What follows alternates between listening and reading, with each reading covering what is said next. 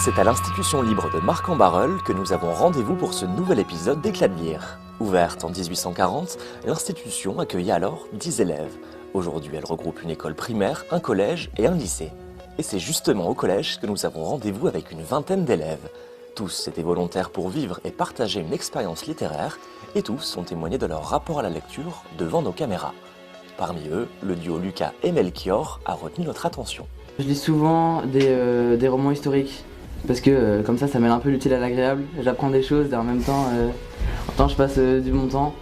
Et donc voilà, c'est super intéressant, on rentre dedans et on a envie de savoir comment c'était avant. Je pensais que je n'aimais pas tout ce qui était pièces de théâtre et tout ça.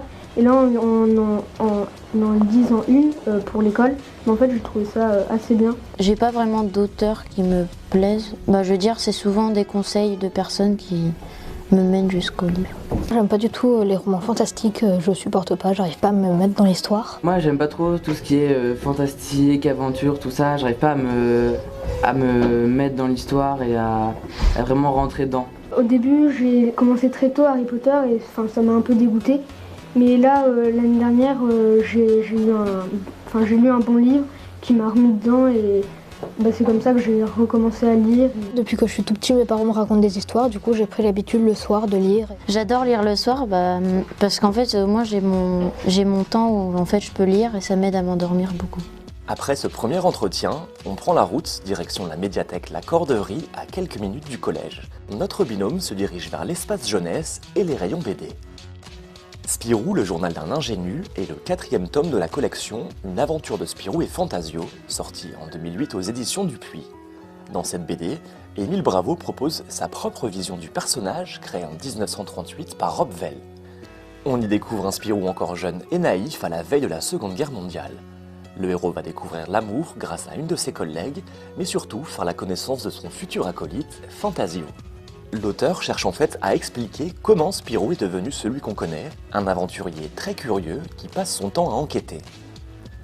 Ce Spirou avant Spirou est une vraie réussite. Prix des libraires de bande dessinée, prix Saint-Michel, prix Peng, sélection Festival d'Angoulême, la critique et les lecteurs sont unanimes.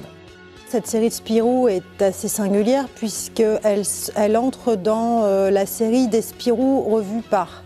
Donc là, c'est la série des Spirou revue par Émile Bravo qui a choisi de nous raconter le Spirou d'avant Spirou. Donc c'est un Spirou adolescent qui travaille dans un hôtel à Bruxelles au moment de la Seconde Guerre mondiale. Donc ça sera une série en 4 volumes. Qui est déjà paru dans le journal et qui est désormais édité mais à un rythme assez lent. Le premier volume est sorti il y a une dizaine d'années et le second, L'espoir malgré tout, est sorti l'an dernier, en 2018. 2 semaines plus tard, nous revenons au collège de Marcq. C'est l'heure pour notre binôme de rendre compte de leur lecture. J'ai beaucoup aimé parce que ça change un peu des cours d'histoire, parce que c'est beaucoup plus enfantin, beaucoup plus facile à comprendre, à lire. Et c'est sûr que c'est une bande dessinée, donc forcément c'est agréable. J'ai pu découvrir la guerre sur un autre point de vue que le cours d'histoire parce qu'il y a plus de détails et c'est totalement différent des cours d'histoire. C'est vraiment abordable pour tout le monde, autant pour les enfants parce que justement c'est une bande dessinée et que c'est facile à comprendre, mais aussi pour les adultes parce que les thématiques sont quand même sont réelles et c'est les vrais faits et donc c'est pas réduit, c'est pas simplifié pour les enfants.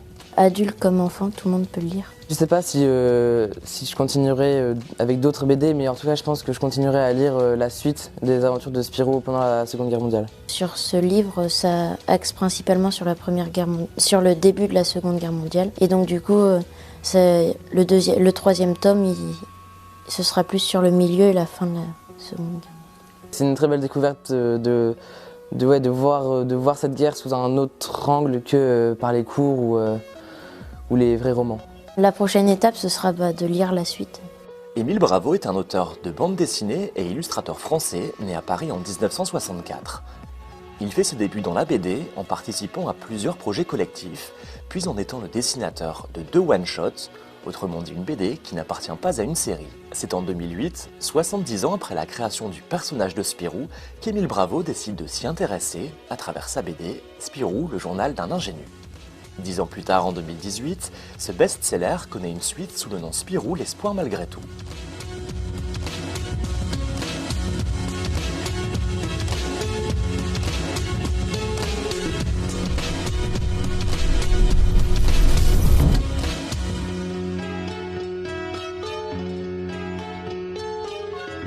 Poursuivez l'expérience Éclat de lire sur notre page Facebook.